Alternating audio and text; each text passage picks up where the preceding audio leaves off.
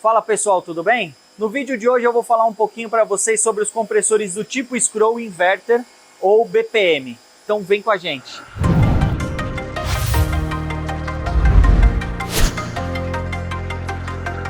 Basicamente, pessoal, qual que é a diferença ali do scroll fixo para o scroll variável ou também conhecido como BPM? Basicamente são famílias de compressores scroll de última geração e eles tiveram mudanças tanto mecânicas como elétricas.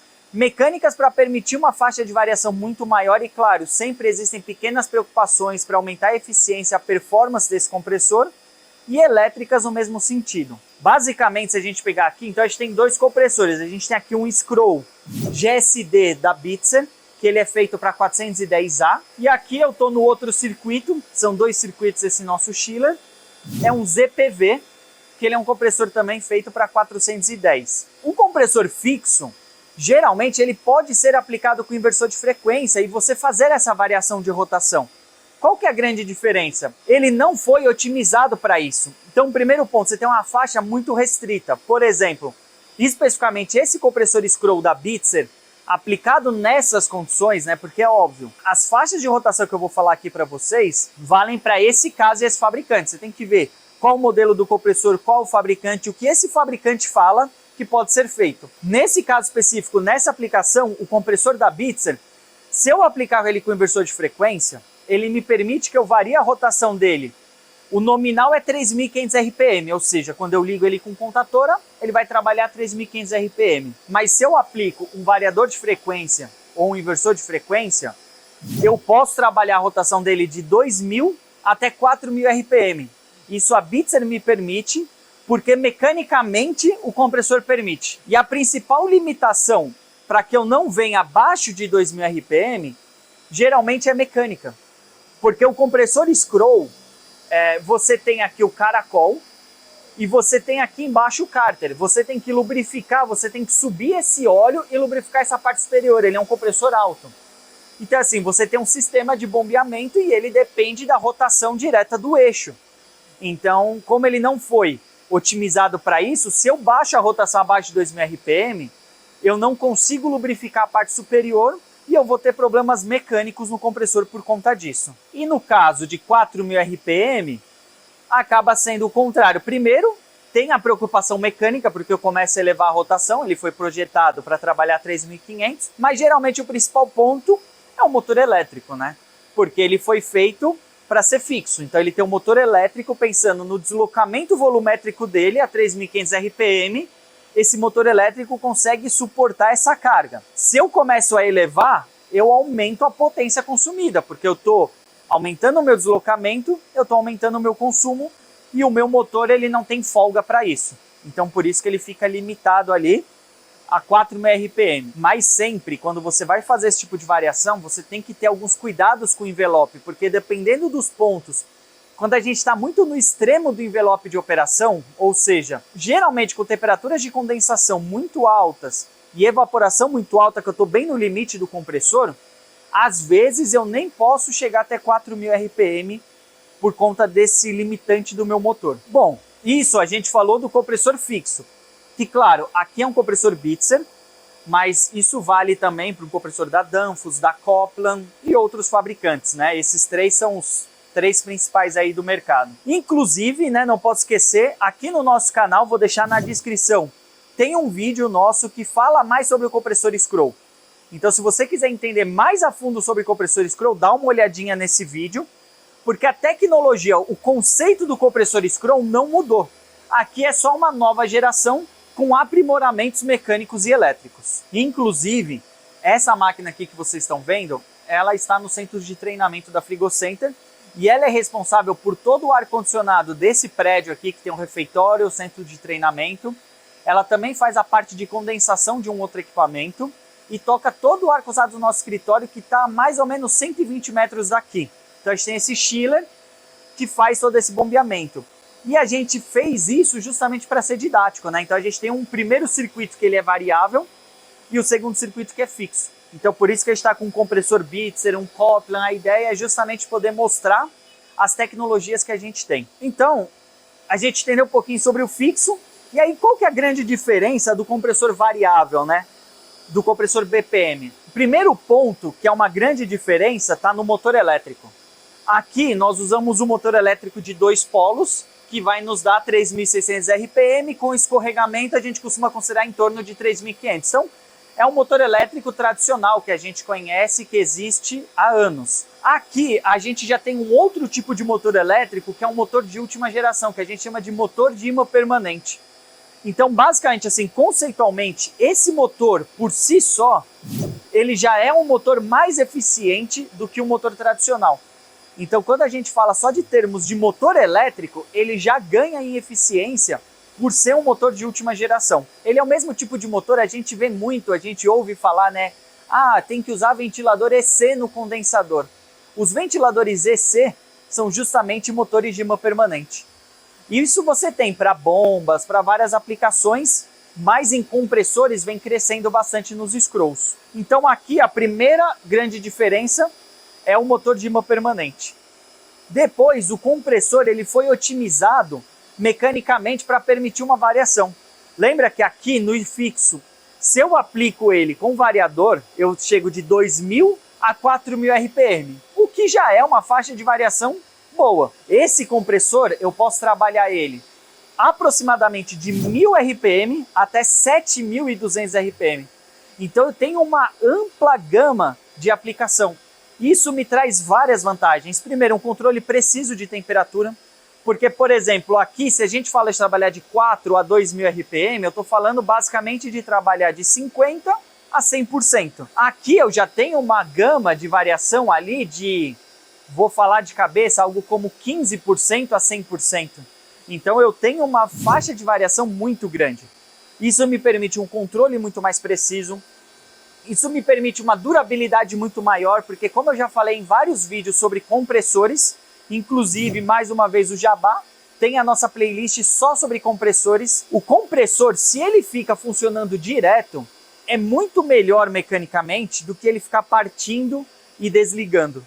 Porque toda vez que você liga o compressor, você tem um pico de partida, né? Porque você liga ele de 0 até a rotação máxima instantaneamente. Então, quando ele liga, ele não está lubrificado. Você tem um esforço excessivo no motor. Claro, tudo isso ele foi feito para isso. Mas se você evita que essas situações aconteçam, você prolonga a vida útil dele. Então, quando o compressor está sempre em funcionamento, ele está sempre com o óleo na temperatura ideal, os componentes na temperatura ideal, todo o sistema lubrificado.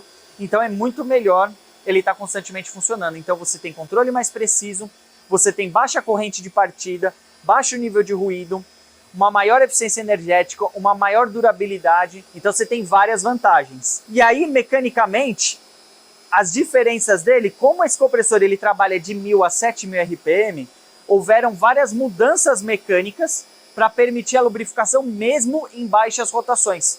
Então esse compressor, você pode ver que ele é basicamente a mesma construção. Eu tenho aqui embaixo o meu cárter, então eu tenho o óleo mais ou menos esse nível aqui, é o meu reservatório de óleo. Só que o meu scroll de compressão, ele está nessa parte aqui. Então eu tenho o eixo, eu tenho o meu motor montado aqui, tenho o eixo e ele tem que bombear para essa parte superior do mesmo jeito. Mas mecanicamente ele teve várias alterações para permitir que mesmo a 1.000 RPM você tenha a lubrificação da parte superior. E aí, existem vários métodos para isso, porque eu estou aqui com a família ZPV da Coplan. Então a Coplan é um dos fabricantes. E a família ZPV são os scrolls variáveis para 410. A gente tem o ZSV, tem uma família do ZF, que eu não lembro agora, que é uma família bem recente, eu acho que é ZFW, não tenho certeza. Cada um deles é feito para uma aplicação específica e tem pequenas diferenças, mas basicamente são compressores todos de ímã permanente, que permitem uma ampla faixa de variação que costuma ser de 1.000 a 7.000 RPM, e eles têm mecanismos, por exemplo, a Danfoss tem o VZH, que é o concorrente direto desse compressor, da mesma aplicação. O VZH ele já tem uma bomba de óleo interna, então ele não usa a própria rotação do eixo para bombear. Ele tem uma bomba separada que faz isso. Já a Coplan, ela desenvolveu uma tecnologia que mesmo a 1.000 RPM eles não precisam dessa bomba. Mas claro que eles têm alguns recursos para garantir essa lubrificação. E conceitualmente também um ponto importante, Esse tipo de compressor, ele só funciona junto com um variador de frequência. Então é como se fosse um conjunto.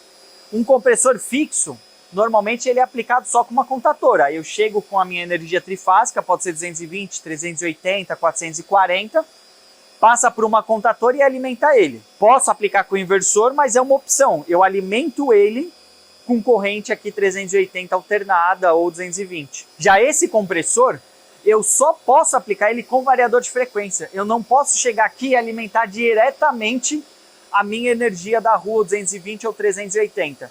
Isso também varia de fabricante para fabricante. Todos os fabricantes, eles só podem, o compressor variável, só pode trabalhar em conjunto com o inversor. Mas vai variar a rotação. Por exemplo, esse compressor da Copland, se vocês olharem na etiqueta, eu vou tentar depois dar um zoom, ele está escrito BPM Motor, tensão máxima é 600 volts, VRMS, né? Que não é volt direto. Então, ele é alimentado já em corrente contínua. Então, tem várias características. Então, o importante de vocês saberem, ele sempre vem junto com o variador de frequência. E aí depende do fabricante. Alguns fabricantes exigem, por exemplo, a Danfoss usa o próprio drive da Danfoss. No caso da Copland, em alguns casos a gente usa, em outros a gente usa outros drives. Mas ele sempre vai ter o drive junto. Um outro ponto bem interessante é sobre as proteções do motor. Como esse compressor ele vem com variador de frequência, isso traz várias vantagens para a gente. Porque se você tira o variador, ele é basicamente o compressor que a gente está acostumado. Alguns modelos como esse aqui, ele nem tem um módulo térmico. Por quê? Porque toda a minha proteção está no inversor. Então o meu inversor ele protege contra rotor bloqueado, contra corrente excessiva. Caso eu esteja muito no limite ou fora do envelope do compressor, a gente aqui na Frigocenter desenvolveu o algoritmo de proteção do compressor para ele não queimar, que isso é bem comum de acontecer. Se faltar fase, se houver inversão de fases, ciclos curtos de partida, né, o compressor ficar ligando e desligando, então todas essas proteções você acaba incorporando ao compressor devido ao uso do drive, que é obrigatório.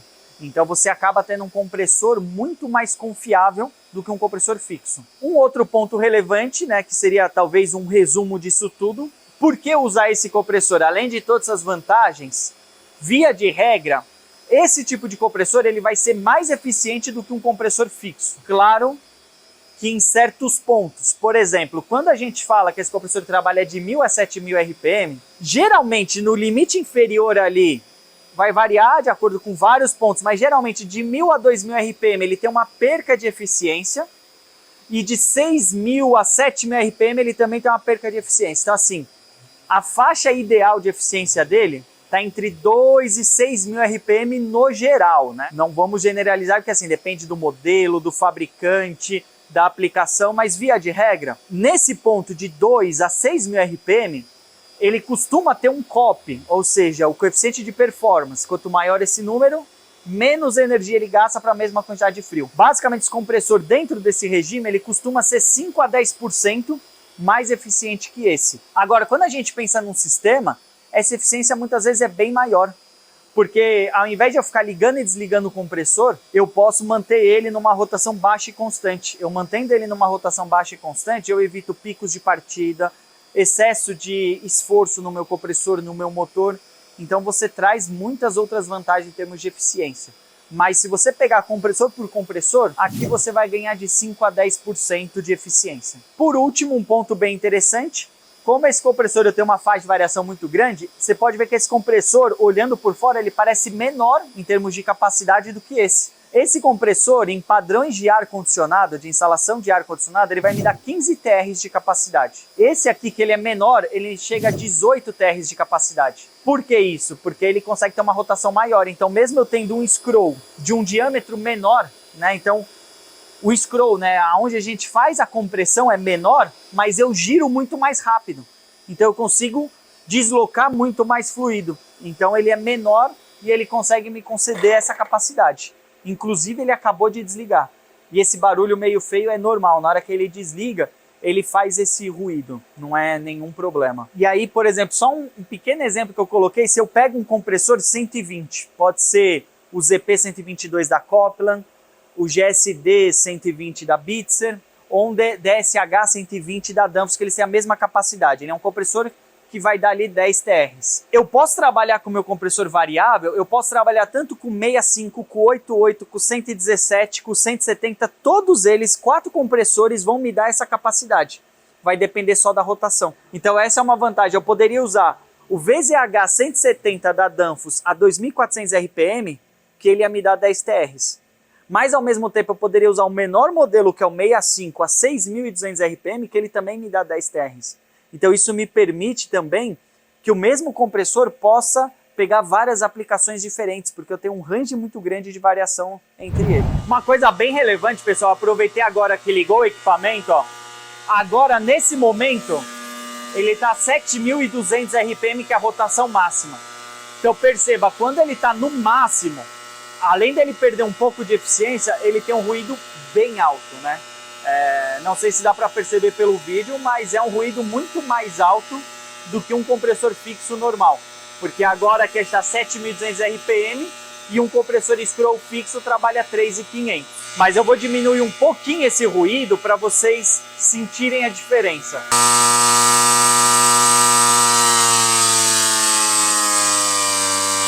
Ó, agora aqui está 6.000 RPM, eu vou diminuir para 5.000 RPM. Agora 5.000 RPM. Ó, agora nós já estamos a 3.000. Então assim, uma coisa que é possível vocês perceberem, quando ele está no limite de rotação, ele é bem... O barulho dele é muito alto, mas quando a gente já fica ali abaixo de uns 5.000 RPM, ele já fica num nível de ruído parecido com o fixo. Bom, pessoal, então é isso aí. Eu espero que tenha dado para explicar um pouquinho para vocês a diferença de um compressor inverter do tipo Scroll BPM para um compressor fixo, né? Por que usar um ou outro. E se você gostou desse conteúdo, se ele foi relevante para você, curta, compartilhe, se inscreva no nosso canal, ativa o sininho. E se você achar algum outro conteúdo relevante para nós, deixa aqui embaixo nos comentários, vai ser um prazer falar sobre isso com vocês. Muito obrigado e até a próxima!